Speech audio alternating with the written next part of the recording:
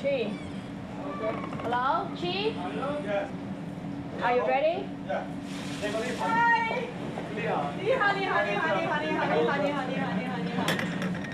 Give me that dish for the oil. I need a water. Oil and water. 装油的那个呢？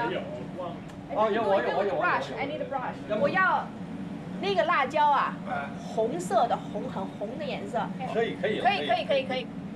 我要呢度呢，睇住好靚好睇。啊，係啊係啊。OK 啊。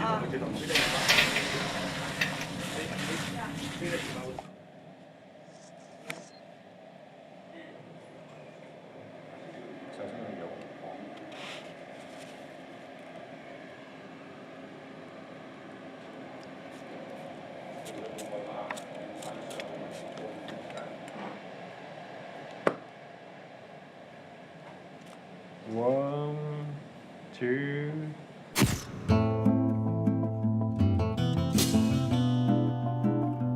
Intensive taste, salty, outside little crisp, inside still tender. A glorious sweet fried chicken dish.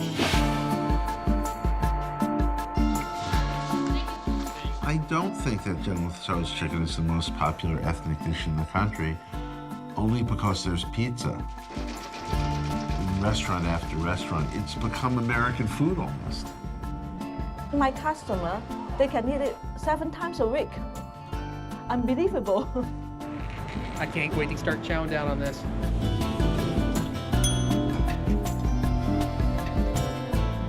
General Tso one.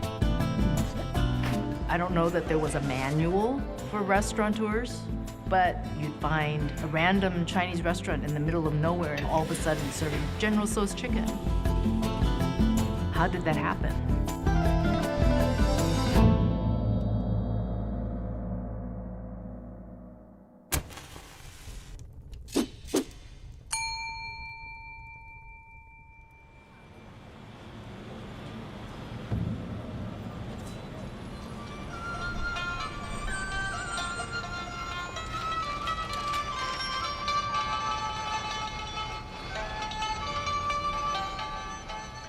Almond chicken, walnut chicken, chow gai pin, which is boneless chicken, crispy baked chicken, sesame chicken. No, there he is, the General, 1095. In 1981, I was new to New York City, and I was alone in an apartment on the Upper West Side, and I heard a riffle at the door, and I thought, oh, great, I've been here 3 days, and I'm about to get robbed. And I peeked out from around the corner and saw something slide under the front door, and a few minutes later I got up the nerve and went and looked at it, and it was from Hunan Royal Restaurant, a Chinese takeout menu. Thus began what's now a quarter century of collecting Chinese restaurant memorabilia. This is my Chinese restaurant memorabilia archive. It starts up here with large format menus, fills these shelves and these shelves. I have over 10,000 restaurant menus from all 50 United States, from over 100 nations around the world. This is my Guinness World Record for the world's largest collection of restaurant menus. Roasticeria Chinese, a Chinese roast shop. For some reason in Italy, Chinese takeout menus are squares. Lucky 8 Chinese restaurant with Bruce Lee on the cover. I don't think they're paying the Bruce Lee family any royalties, but I don't know. Beyond the menus, I collect matchbooks, postcards, toothpicks, chopsticks, calendars, magnets, baseball caps, t-shirts. Wooden stir-fry slicing playset. Our son was given this when he was born, and I stole it immediately from him and leave it in the package. You can just throw pins at this menu and get great stuff, like fresh snake stem with bean curd slice. If you see on a menu, you see these little pen ticks. Most people don't see those, but I'm a menu professional. A pen tick around a dish means that the waiter has recommended it many times. Menus are like mystery books. You know, they answer a lot of questions and they're a lot of fun to read, but they end up asking more questions. The mysteries of the Orient. I must have 15 different spellings of Tso in my menu collection. It's T T-S-O, so it's Tso. How do I pronounce it again? I don't know if you say the T or not. I just kind of blurb it, and that way no one really knows if I'm saying it right or not. But I get mine over brown rice. It's my healthy thing for the day. Well, up in Chico, they call it General Chicken. You know, it's been called General Tso's. It's been called, I think the Naval Academy calls it Admiral Tso's. I feel like no matter what restaurant you go to, there's always a different spelling of General Tso. So there's a lot to find out about him. I have no clue who he is. I guess he must have came up with the recipe himself. I think he was a general in the Chinese army during the time of Chairman Mao or something, and that was his favorite dish, and they named it after him. He had his private chef cook this dish, you know, even when he went to battle. I don't think it was a dish that was made for that general. Maybe it was made in honor of him 100 years after his death. I think they just named it because it sounds exotic after somebody nobody's ever heard of. I imagine General Tso is almost a bearded Mongolian warrior. He's on a horse, for sure, riding wildly. He's a general, so he obviously has a hat and he has a military uniform. But maybe it's bulging a little bit because he's so chubby from eating all of that chicken. Beautiful armor, you know, with jade maybe and gold pieces. He probably looks kind of fancy, with an army of thousands. Did he love chicken? We don't know. Nobody knows.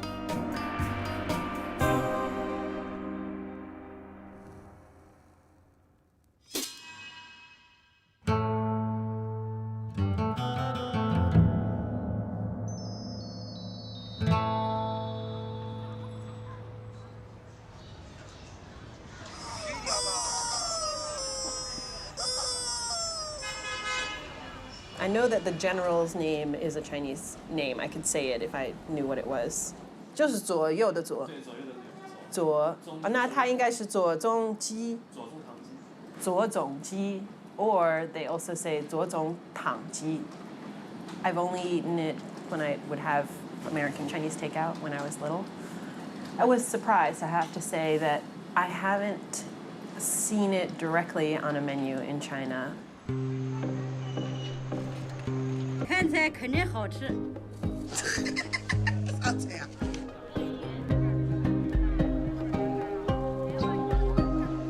这种他不晓得呀，这个老少是这个阿姨名哎，这个老少是这个是朝廷里向是这个中堂大人啊。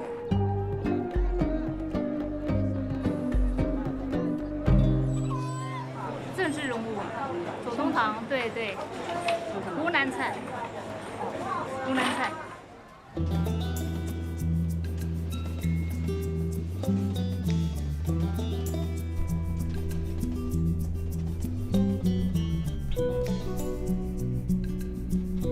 湖南呢，如果说最出名的菜式呢，就是辣椒。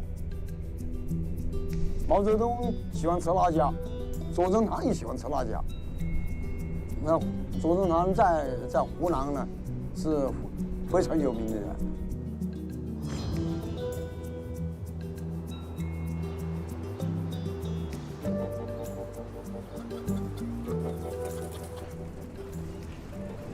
他们是一个什么？每天跟他讲，第一是要不是纪录片，然后受制成新的。左宗棠在纽约还有个什么基地啊？什么呢？不是，他有左宗棠基掐的啊。哦，左宗棠基啊，又叫宫保鸡。左宗棠基呢叫华少熙，还晓得。哦。但是左宗棠后续人也不晓得。哦，就是这样的。他们就那个信了左宗棠。哦，也信了左宗棠。这就是左宗棠大酒店。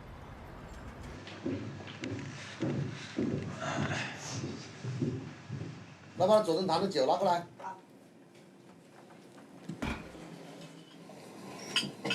他们是从美国过来追寻左宗棠的足迹。这是英雄的酒，左宗棠酒。左宗棠喝的肯定是喝白酒，但是绝对不是这种酒，那个时候还没出来不？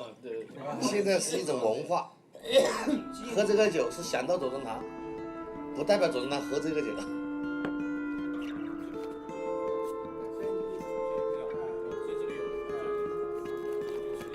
这是左宗棠幼儿园，这就是左宗棠生平事迹陈列馆，这就是左宗棠广场。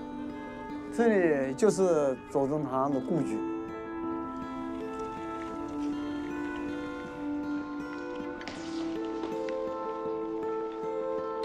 这是衣服人的房子吧？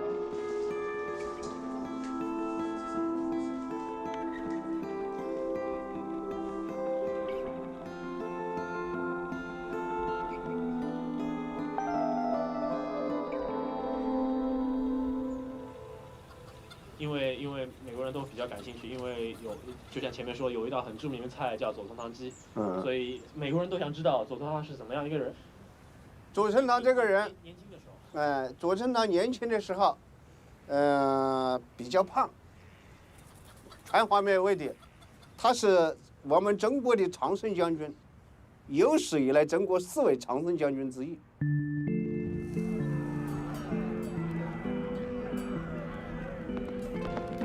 General Tso was a 19th century general in the Qing dynasty and helped put down the Taiping Rebellion, which was a great peasant rebellion. He was a great patriot. He had tremendous loyalty from his men.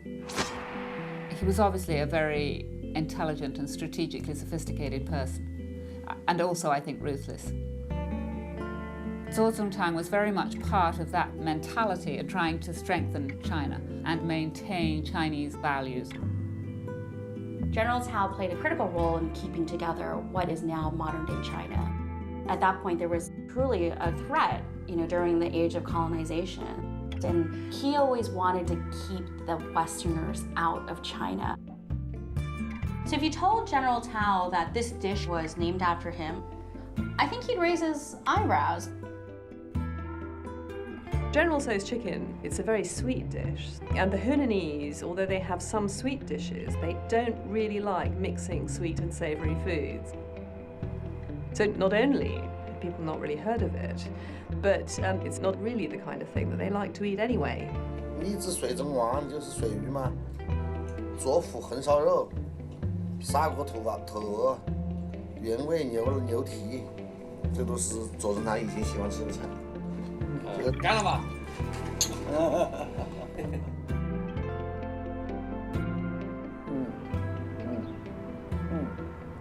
左宗棠是一位非常有能力、非常强势的人物，但是呢，左宗棠鸡并不是他本人所发明的。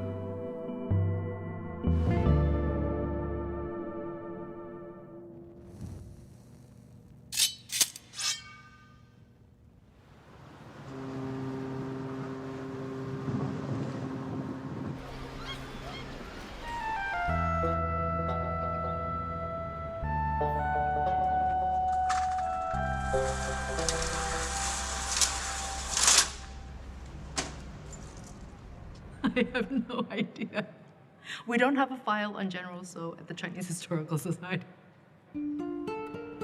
It's amazing to me how a pattern developed. Did several people have the same idea at the same time and it cropped up in different places? East Coast, West Coast, So this map gives you the number, according to the 2010 census, of Chinese in every state of the Union. Chinese are 1% of the US population, which is a drop in the bucket. Yet, probably most Americans have eaten Chinese food. So how do you explain that?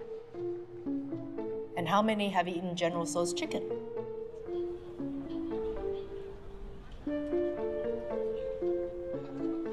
Even though there's now General Tso's chicken in restaurants coast to coast, there was a time when Chinese food was completely new to America.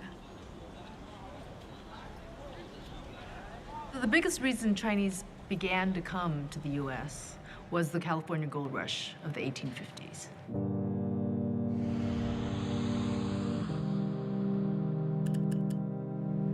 The early Chinese are primarily Cantonese. Chinese in the Guangdong area started coming to California in droves through the port of San Francisco. And the Chinese quarter got more and more crowded. For Americans, the Chinese were the space aliens. They had their hair in long braids called queues. They eat with sticks, not with forks. And Americans were sort of amazed by Chinese food, but also a little bit repulsed by it. The mainstream audience saw Chinese food as scary, you know. I mean, they had ideas in their head about Chinese people eating rats and things like that. And so you really were risking something when you went into Chinatown. The white authorities saw it as a quarter of vice and slums and prostitution and opium dens, and they said, let us rid, San Francisco of its Chinatown. They saw the Chinese as the competition. The Chinese must go was the slogan that a lot of them used. There were laws that were put in place that would make it illegal to prosecute violence against Chinese. And of course, this culminated in the 1882 Chinese Exclusion Acts.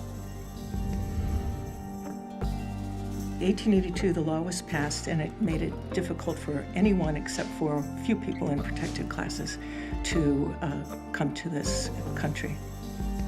Made it particularly difficult for women to arrive.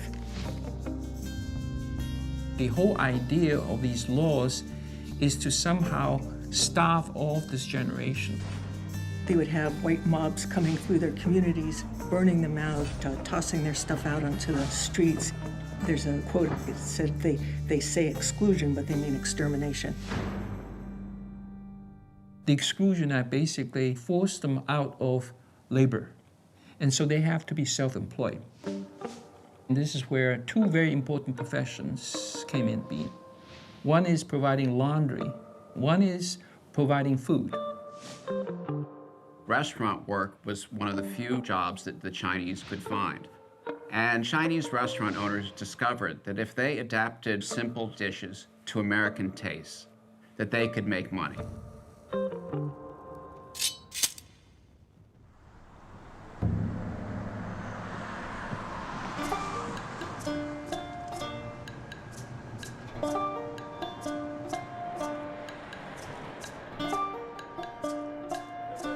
Hey, how you doing today? Is it wet and cold out there? It's starting to sprinkle. Oh man, wish it would have rained the game out earlier. 咁換啲揾啲吃過佢米攤嘛，General Tso chicken. 我冇吃過，未退。 Believe it or not, she says she doesn't eat it. So, my name is Harlan Lee, and we are at Shanghai Chop Suey House here in Phoenix, Arizona. And this is my mother. She is the senior partner of Shanghai. Di công việc mà你冇得名呢？ My name is Ella Lee.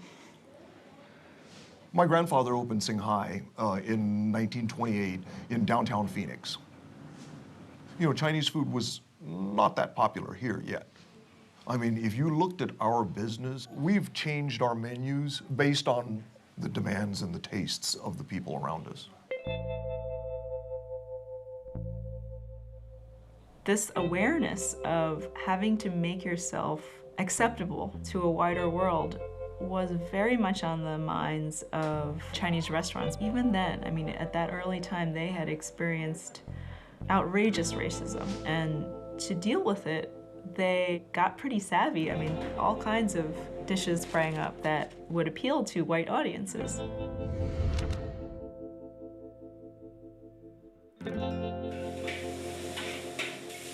You know, chop suey simply means, you know, just bits and pieces of different things. It's very, very obvious that it caters to the more Americanized palate. Chop suey is basically two things. One, it's a meat like pork or chicken or beef. So all meats that Americans recognize, accompanied by sort of these exotic vegetables, which are cool, but very much flavorless. I don't come in my collection every day and look and this is from the age of chop suey. This is a replica of one of the oldest menus in my collection. It's from 1916, and I don't handle the original because it's it's falling apart. It's very, very old. chop sueys, 15 cents, 30 cents, 25 cents. I don't think the General was part of that scene. You could get steak with mushrooms was 40 cents. But how do you know that a menu's from 1916? Scrapbooks, where people had this quote-unquote exotic meal and saved the menu as a souvenir. They would have, menus, steak or whatever, potatoes, and yet they would have chop suey on the menu. And so it's this mashup of being kind of exotic and kind of unfamiliar, but not too different. It's that foreign yet familiar thing that was the real beginning of what Chinese American cuisine was. It was a way in for people. I do vividly recall I was 18 years old and got off a Greyhound bus from Dayton, Ohio. Got in late at night, saw the neon signs. The first thing I ordered when I got off the bus was chop suey. I've been eating in here for, since the 50s. Quite frankly, I didn't know what I was eating. They've served this food forever, and it's been very popular in Flagstaff. I knew Fred's dad and his uncles. Same here, Gina. Haven't seen you in a long time. I know. Last week. Yeah. This right here is a postcard of the restaurant back in probably the 50s, My dad started the restaurant. Half of my orders is Chinese food and the other half American food, steaks, fried chicken. This clubhouse sandwich. Big sandwich. All of a sudden, in Chinatowns all over, you would find these huge neon signs advertising chop suey. Chop suey became a national phenomenon. It basically allowed for the proliferation of Chinese restaurants all across the United States into little towns. And in a way, it sort of laid the groundwork for what was yet to come. Chinese are very enterprising people, so I think anywhere where they can find a place to put a restaurant, they will do it.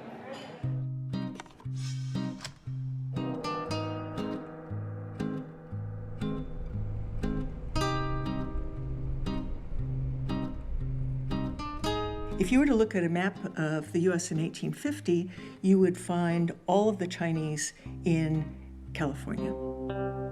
Then, over time, after 1882, the exclusion era, they began a very pronounced migration into sparsely populated counties all across the country, Midwest, East, and even the South.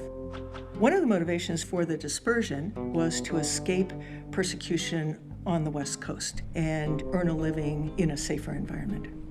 But the major reason was an effort to find employment in a way that didn't compete with other Chinese.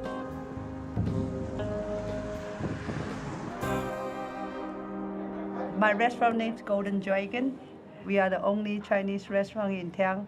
We are the only Chinese family in town.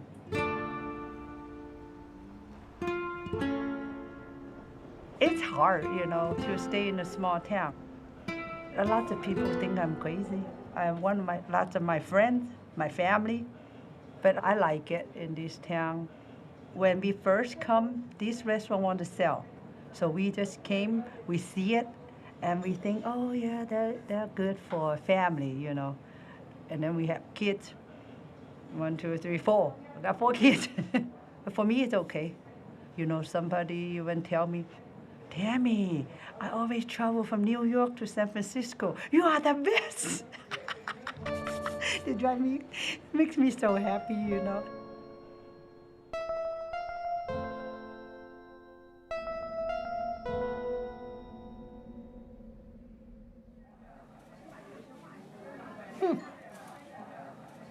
I'm David R. Chan. I'm a tax attorney and certified public accountant. And in my spare time, I like to eat at different Chinese restaurants. And over the years, I've managed to eat at over 6,000 different Chinese restaurants. rice noodle and clay pot. I'm not sure if that's enough for us. Maybe we should add a couple more items. Steamed chicken buns. I never thought of that as a dessert. Here we have some curry fish balls, rice pancakes with minced beef stuffing. You know, somebody asked me why I travel all over and seek Chinese restaurants to eat at. It's really part of seeking of an identity and to see where, as a Chinese American, how that fits in with the overall American culture. I started to notice most Americanized Chinese restaurants, they have names that would be not threatening to the local population, like Golden Palace or China Inn. I don't know how many China Inns there are. Some restaurant names, people just don't quite understand what the words mean. So for example, in New York, Chinatown, there's a restaurant called Strange Taste. Well, would you really want to go to the Strange Taste restaurant? I noticed even when I was a kid, whenever we traveled anywhere in the country, there was one Chinese restaurant, or at least one Chinese restaurant in any city of any particular size. Actually, what happened is the Regional Chinese Association basically assigned territories. Even to this day, if you go to the Chinatowns, you'll see a lot of buildings that say, Wong Association or, Fujian Association.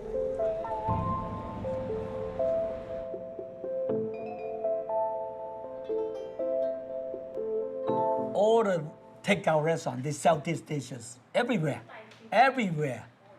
I know, I'm in charge of this organization. This is one of the oldest organizations in Chinatown. We're 113 years here. This is the first step, A lot of the new immigrants, they just come here and the organization can help them to set up the business in a proper way. Register them, they teach you how to call step by step. Chinese restaurant owners, to a great extent, relied on the traditional Chinese networks, family associations, district associations. They would get information about the popular dishes to help each other in a strange place. 我们中国人一般都不是会英语吧，找中国餐馆工作。我都有做过，都有做手机，我这个都会做，做也还会做。有很多的中国餐厅在美国，他们都有这的鸡。因为这种鸡货比较便宜，好吃。It's not easy to settle here in Chinatown because the rank is hard. The organization gives you some information where to go, which state or which town is better. That's why they spread out all over in the country.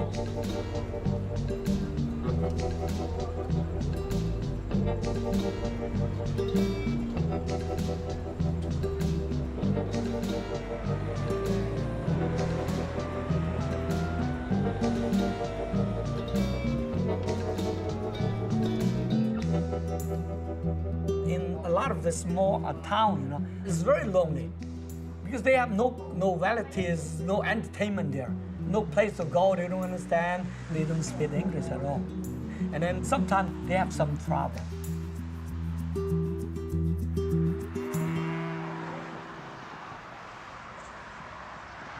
I'm not exactly sure where General Tso's chicken originated from, but I do know where cashew chicken came from.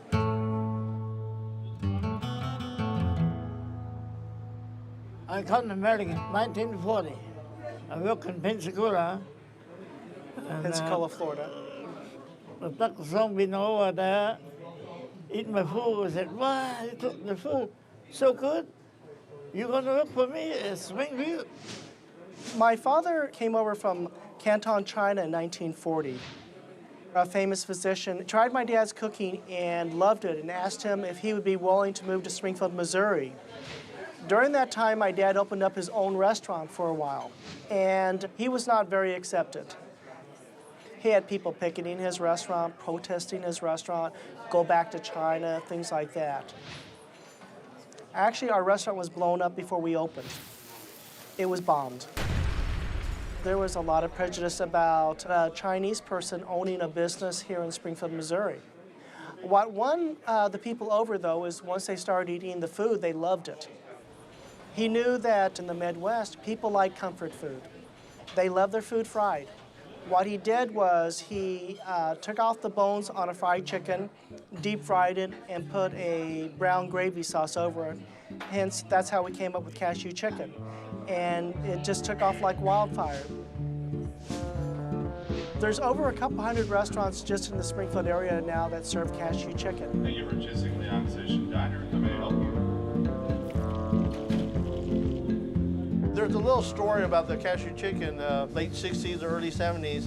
McDonald's Corporation actually came to see how the technique was to bread and fry the chicken nuggets, and they wanted my dad's recipes, but they didn't want to pay for it. My dad said, well, I'm not going to give it to you.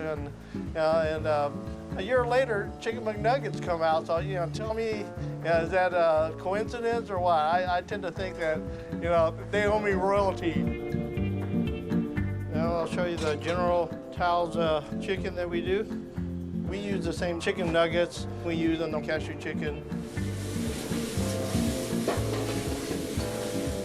People ask me, Wing, do you think you'll be frying chicken to the end of your life? I said, I probably will. Even when I'm dead, I'll be frying chicken. Cashew chicken really hit upon this formula. It was chicken, it was fried, and there was sauce. Interesting thing about Springfield cashew chicken is the fact that kind of mind-boggling to find a Chinese dish becoming so widespread popular in an area which has virtually no Chinese population of its own. Springfield cashew chicken, it's not a traditional Chinese food.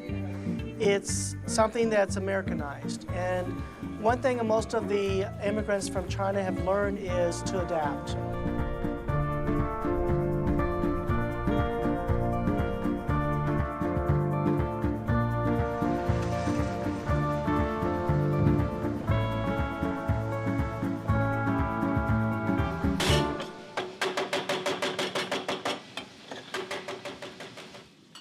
My brothers and I were born in Hong Kong.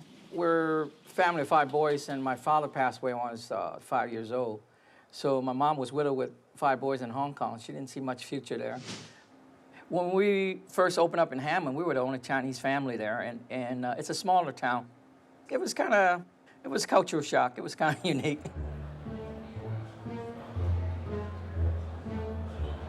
Well, I'm going to get to that because Dr. Fanning, who's with us today, is here from Albuquerque. So I was giving him the history. What they did was blend the best of Louisiana with the best of Chinese. It is divine. It is divine. Whenever you go, you're not cook for yourself. You gotta cook for what the local people like. It's an alligator lake. It's a baby alligator. Since we down the south, I do flounder, crawfish, alligator. Chinese gumbo. Louisiana Chinese gumbo. This lady came in and said, every Sunday my dad used to take us after church and eat Chinese food, and can you make it for me? I said, yeah, just tell me what it was. I walked back by the table and she had the biggest smile on her face. She said, oh yeah, this is just like I remember with my dad on Sundays. I said, I'm thinking, ain't this ironic that Chinese food has become comfort food, that it replaced meatloaf and fried chicken?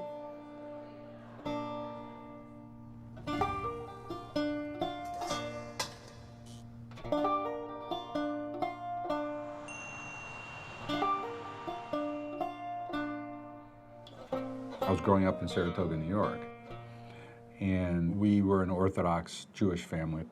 We would go a couple times a year to a restaurant in Schenectady called Lam Feng's, a Chinese restaurant. And I remember my mother would always order shrimp with lobster sauce. My father would look at this as just abominable. And my dad, who's still alive, he's 95, would never eat pork or shellfish. But then we get these egg rolls, and I'd say, what are these little brown bits in it? And then his comment was, well, if you can't identify it, it's okay to eat. And I always thought that, and it's called safe trafe, trafe meaning forbidden.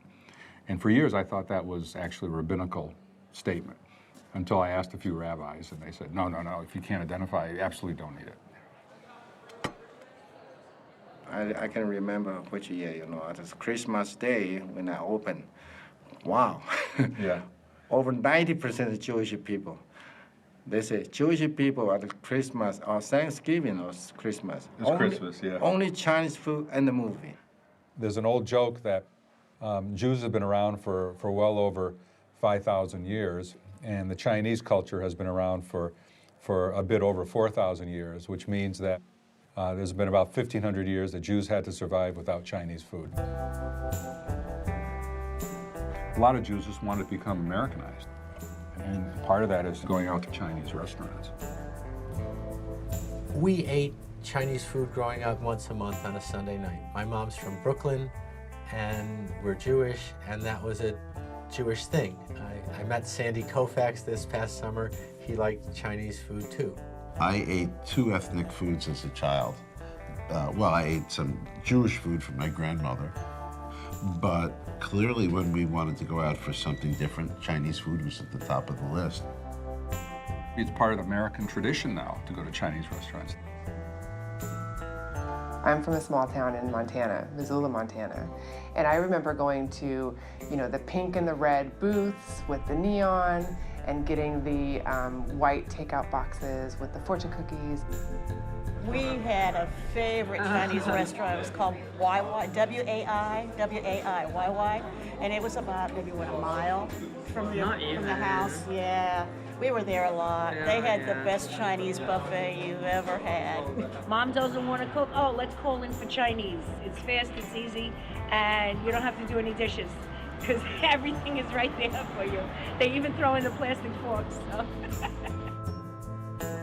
For Americans, this small restaurant where the lone Chinese family lives is their invitation into the world of Chinese culture, even though it is as American as anything else.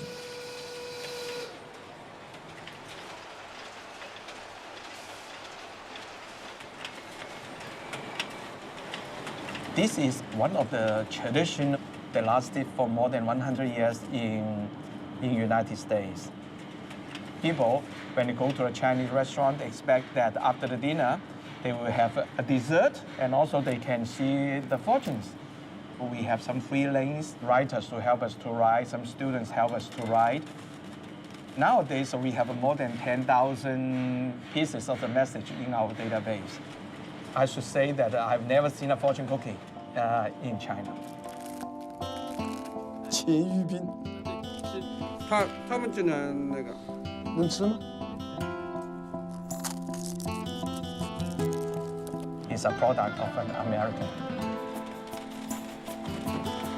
By the 1940s, despite the fact that there is this prohibition for Chinese immigration, Chinese food becomes one of the ways in which Chinese and Chinese Americans gain social acceptance and cultural acceptance in the United States. And at the same time as the United States enters the Second World War, China becomes, an ally of the United States. And by 1943, the Congress is persuaded to abrogate the Chinese Exclusion Acts. The kind of really virulent and violent anti-Chinese movement subsides, and Chinese restaurants become ubiquitous. Wherever you go, there's a sunshine on the land, there's a Chinese restaurant. My favorite fortune,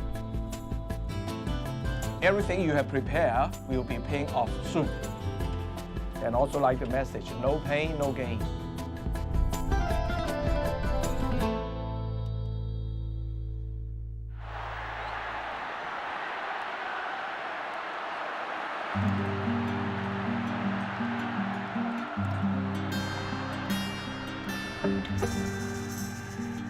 One of the interesting things about Chinese food is that it's always been linked with international relations between China and the United States. In the 1950s, particularly after the Chinese Communist Revolution, the image of China and Chinese in the United States begins to change quite dramatically. The United States is gripped with anxiety about the rise of communism, particularly in Asia. So many Chinese families feel very vulnerable. China, mainland China, was our enemy, particularly during the Korean War. And so everything about China was negative, including Chinese Americans, including Chinese food.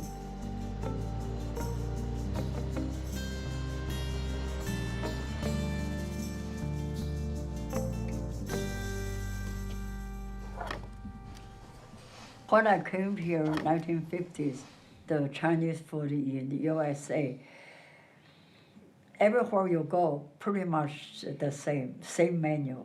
It just tastes so pretty bad. Bland. Yeah, no flavor. Spice. Yeah, nothing. I try to introduce the real Chinese food to Americans. I opened the Mandarin restaurant in 1959 in San Francisco on Polk Street. It was food that she grew up with, that she, served at the Mandarin. It had that sort of very, refined elegance to it, I really had a tough time.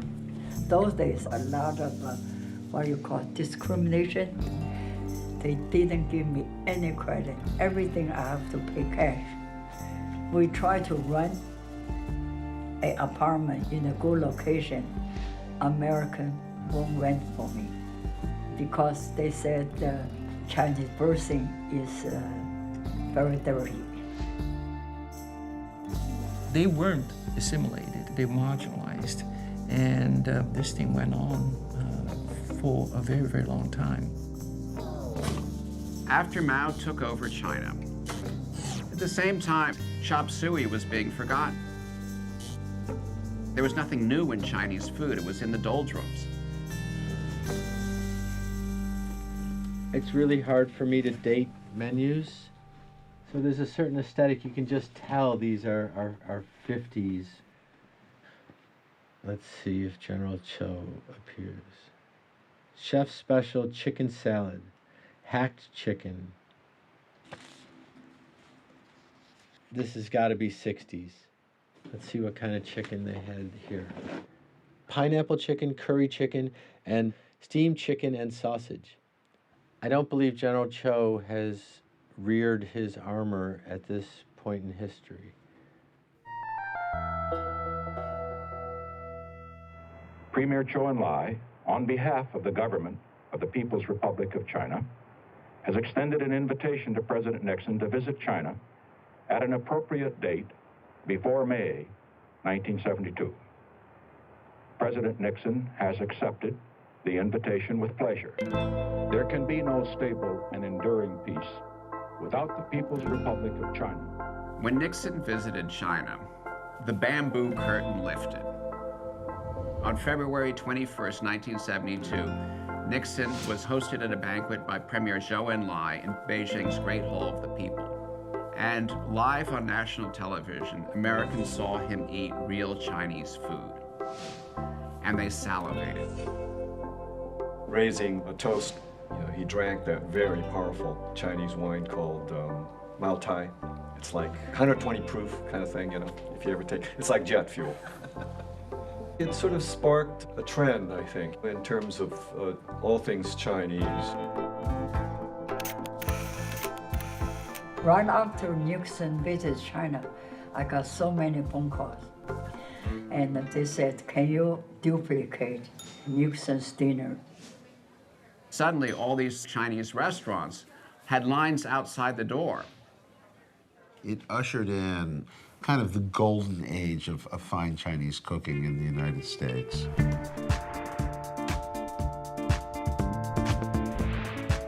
The first Szechuan restaurants and the first Hunan restaurants and the Fujian-style restaurants. All of a sudden, here came this wonderful, well-seasoned food from the cooler regions of China, and this stuff tasted great to us. But this one dish just stuck out.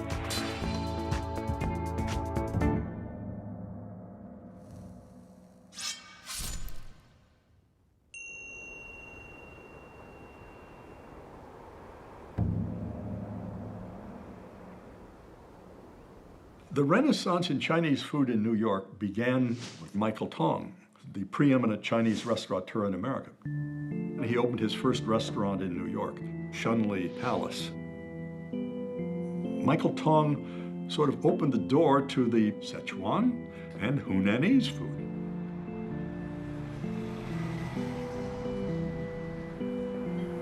你哋一係行呢度，一係行嗰邊 ，OK。當中佢呢度影嘅地方咧冇人 ，OK。你去咗10號台、11號台啦。American people, late 60s and 70s, the urge for something different.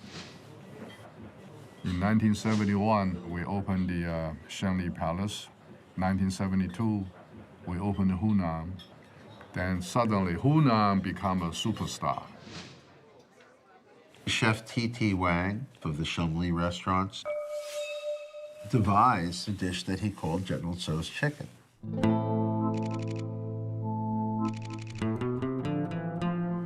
It was chunks of chicken, it was put in a batter, it was fried brown sauce, a little sweet, a little garlicky and spicy. And the restaurant got a 4-star review from the New York Times. Shunli and Hunan were a great, great success.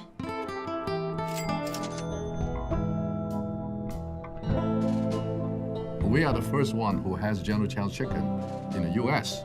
because we opened the first Hunanese restaurant in 1972 before anybody else. And we do have General Tso's chicken on the menu.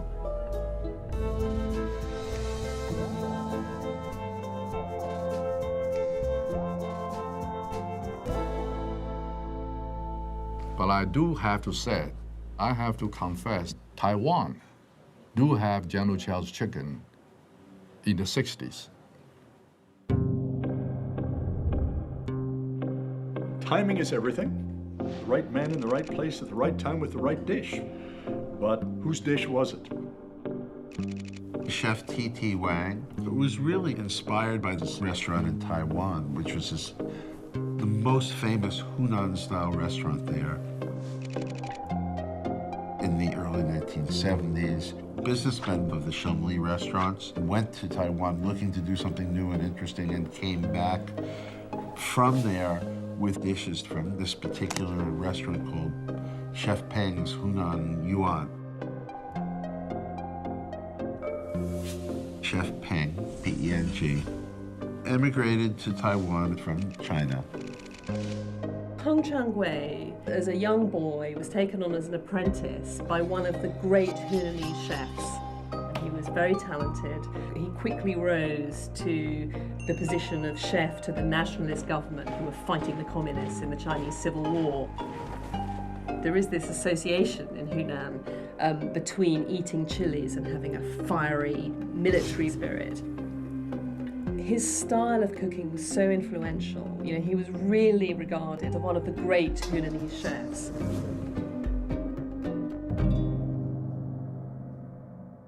In 1949, when Chairman Mao's communists finally conquered the mainland, Peng Chang-wei fled to Taiwan with the nationalist government, with the army. He cooked for the government there. His inspiration was the sour and hot flavors of his much-missed home province, Hunan, which he'd had to leave. You know, Hunan was the home province of many leading figures in Chinese military and politics, like General Tso. He's one of the famous people of Hunan province. People are very proud of him. So Peng Chang-wei, he invented many dishes, and one of the dishes that he invented was General Tso's chicken.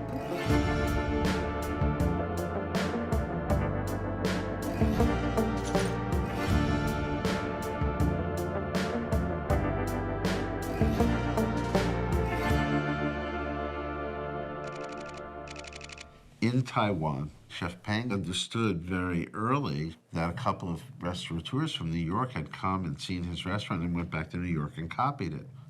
And Chef Peng was, hey, these guys are ripping me off. I'm gonna go there and show them the real goods.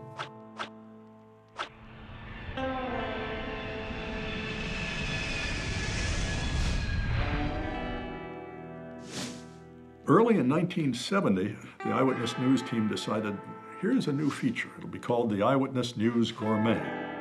We'd go to visit a restaurant once a week and would film the preparation of one of their signature dishes. And I'd heard that there was this hot new Chinese chef in town. He'd come to New York from Taiwan. So we went to meet Chef Peng and film the dish. This is Bob Lake, Channel 7 Eyewitness News. He was this long, skinny fella, spoke not a word of English. He knew precisely what he was there to do, which was to cook. He came out into the dining room where we had wheeled this display cart full of pre-chopped ingredients so that he could just go bing, bing, bing, bing, bing. And he would throw them into the wok one after the other, give them a quick stir, and you get the sizzle of the oil, and you get the cloud of steam rising that you could smell. He just whipped through that dish in the wok with all sorts of elements and colors and textures. We put it on the air, and it was over 1,000 requests for that particular recipe.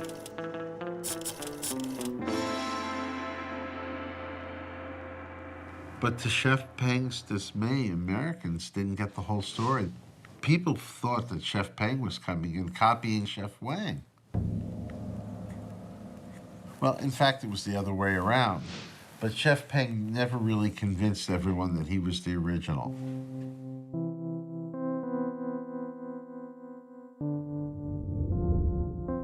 It would be great to have the 16mm film that was shot of Chef Peng, but that stuff was just thrown out. And so that stuff was probably gone before 1980 arrived, sorry to say. I never spent enough quality time with Chef Peng to get into his emotions. I mean, firstly, he was primarily Chinese and spoke not much English. What's happened, though, is because chefs and restaurateurs feel like they have a certain, shall we call it, poetic license to rename or recreate things, that when Chef Wang came to making General Tso's chicken, he felt the American palate was a sweeter palate than the Chinese palate, so he gave it a touch of sugar. Everybody have their own sauce. Our General Tso chicken has a little sweet taste. This is the most American people like that taste. A little vinegar and a little sugar. It's a little sweet. Vinegar, a little bit sugar. They put some honey in it. That's the most secret in here. The dish, in many cases, has become sweeter than it was originally, full of fire, spice, and all these other things, but not sweet per se. I think it is a simple matter of people playing copycat. This works, let's do it. And in the end, it becomes an entirely different affair.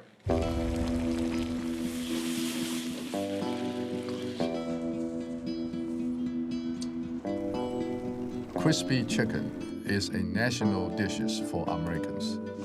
You can buy chicken nuggets and adding sweet and sour spicy sauce. You can make your own General Tso's chicken today. By the time that General Tso's chicken appeared, there was this infrastructure of Chinese restaurants and Chinese associations and Chinese chefs and Chinese menus. The dish spread just all over the place. And places where you wouldn't expect to find it at all, here's General Tso marching in the door. There are about 50,000 Chinese restaurants in the United States. The killer combination is to find an item that everyone likes and keeps ordering time after time, yet is something that we can produce for a really good price. How many orders does the average restaurant sell a day? Maybe 10? $10 an order? You start to talk about a business just in General Tso's chicken that's in the billions of dollars.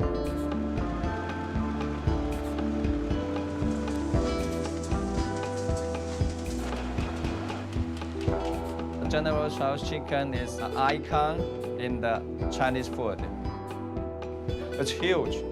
It covers the whole country, covers the whole United States. I think if Chef Peng were looking at the scene today, I think he'd be amazed at the fact that this dish has become so iconic.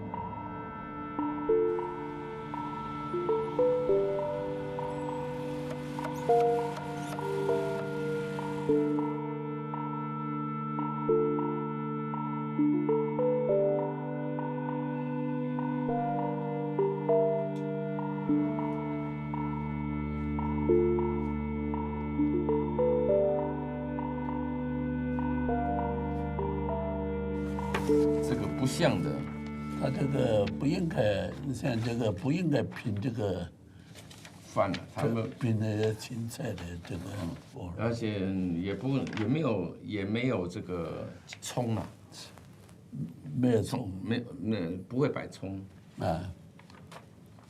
他这个他们这个是借这个米，并这种呢，做出来根本不是回事的。真正你讲，真正是祖宗当家，我这是发明的老祖宗。As I know, when I was very young, Chiang Kai-shek, who is the president, asked my father to prepare to present dinner. My father tried to make something unique, different. He tried to make some name for it. The name he find that Hunan is a very famous general, which is General Tso. He's a general, never lose the battle. The people honor him, especially with Hunanese people. General Tso, he personally preferred chicken. He liked chicken.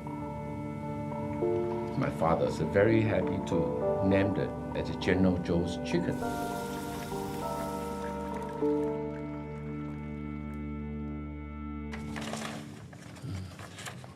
But the name is so popular, so famous. This the name of the General Tso's chicken. It makes all kind of different versions. 他说：“你看过这些照片以后啊，你的感觉怎么样？”不敢领教，有很多的美国人呢、外国人呢，没有办法接受我们的。经过我介绍怎么样子吃法，他才感觉我是到底的中国菜。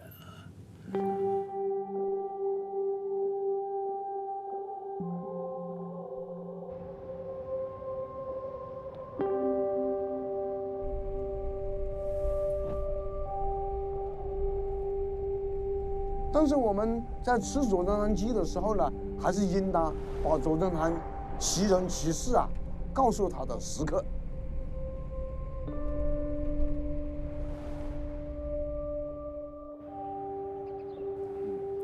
我是连小金，我是左宗棠的第50外甥。作为他的左宗棠的后裔。我为有这样一位先祖啊，感到荣耀。但是呢，从另外一个方面来说呢，又感到非常惭愧。由于在美国呢，因为大多数人可能不知道中国的历史，所以大家都知道左宗棠鸡。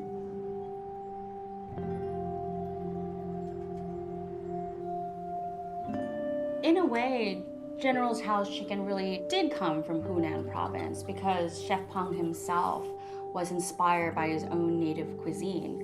But One of the ironies about General Tso's chicken is that the general himself was very much about preserving Chinese culture and Chinese tradition. And this chicken dish that is named after him has in fact evolved to become anything but authentic Chinese.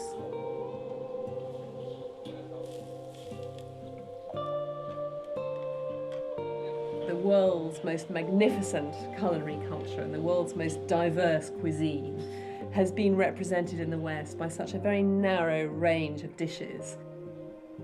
And it's not just about eating and the pleasure of eating, but also about the culture, because food is really at the heart of Chinese culture.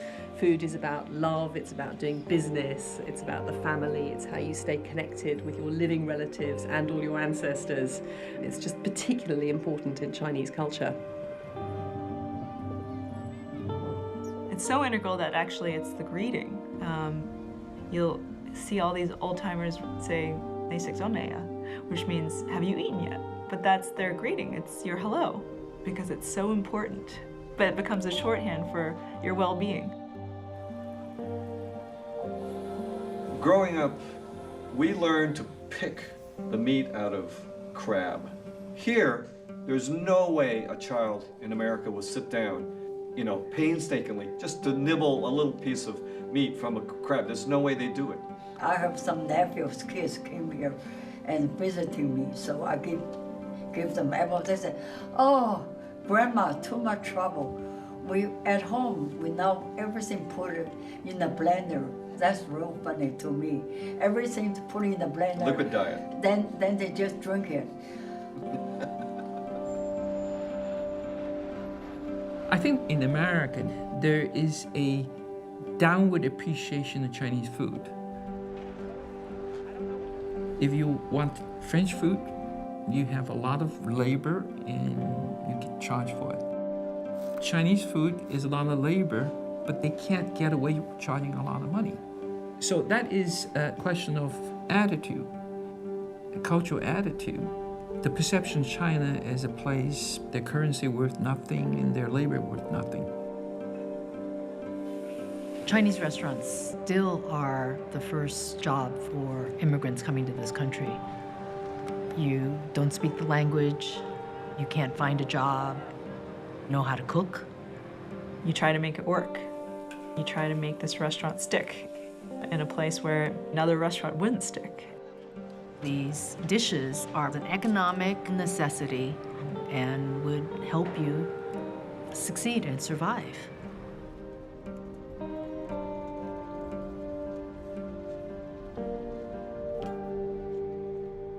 Regarding the General Tso's chicken and the different taste, my personally is kind of honor. It's honor. It's honor to have these people who like to serve these dishes. I'm proud of being my father's son. We're making some joke. The most famous people in the world is Mr. Zhuo Zongtang. Because every day, everybody order Zhuo Zongtang, Zhuo Zongtang, Zhuo Zongtang.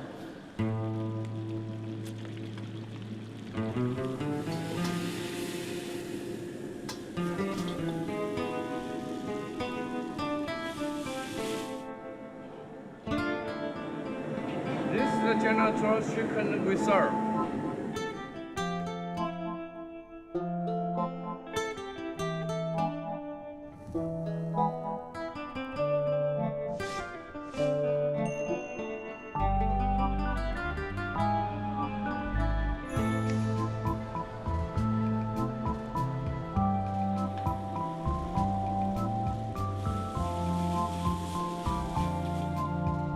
We started P.F. Chang's about 20 years ago. My mother's food at the Mandarin, it was food of the courts. We had Peking duck, we had dishes that needed more preparation, more care. And my style, part of the generation gap, I think, was I wanted something more casual. We call it Chang's chicken here. It's one of our most popular dishes. You know, there's different everybody has a version of this dish. And anyway, this is our version here. Americans embrace certain ideas about ethnic food, you know, whether it's the taco or French fries or, you know, Swedish pancakes. They make it their own. There's nothing wrong with that.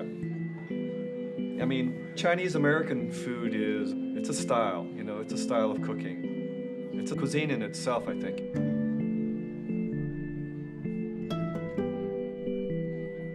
Our idea about authenticity, we've created this value of authenticity, but I don't think there is such a thing as authenticity. You know, the idea that there is some original Chinese cuisine has changed everywhere. You realize that every country has its own version of authentic Chinese food, because to them, that's their version of Chinese food, which is a taste of home. We are at Chinese Merch in Manhattan. We are actually the first Indian Chinese restaurant to open in New York. Indian Chinese is Chinese food, but with Indian flavors. It is Chinese the way we eat it in India. This is a Western-style Chinese vegetable fried rice. Some of the Mexican restaurants and Italian restaurants think that this is a good idea and have fortune taco cookie or fortune cannoli cookie. Nothing is authentic in our restaurant. We're not authentic Chinese and we're not authentic Mexican. And isn't that American? So this is our General Tso's veal rib at Mission Chinese Food. I'm gonna make a General Tso's tofu sandwich. I just ordered General Tso's soft-boiled egg. Actually had General Tso's snake at this restaurant. In fact, you can now get General Tso's chicken in China.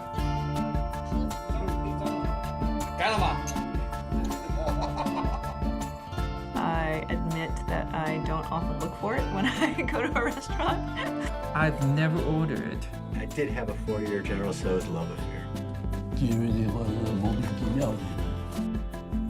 I don't think this dish will disappear. People still like enjoying that sort of a groovy sauce. They like it. And why not?